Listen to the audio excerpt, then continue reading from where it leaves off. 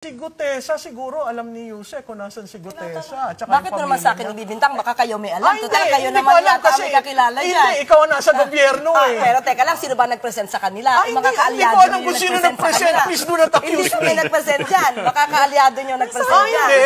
Ay, yan ang propaganda. Biro mo ang assertion mo, ako kasama. Ay, ba't mo hinahanap sa akin? Baka Ay, alam mo. Alam mo, pag ikaw ang estado, Okay. never mind. Well, let's I respect this show. I do not want to go to the gutter. So don't start kasi.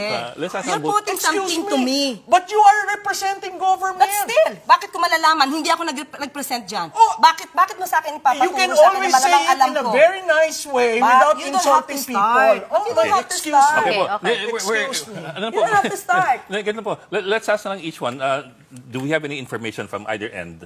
Any information from either end of where he is? And No, I don't know. There was someone who told me that he is in the custody of government,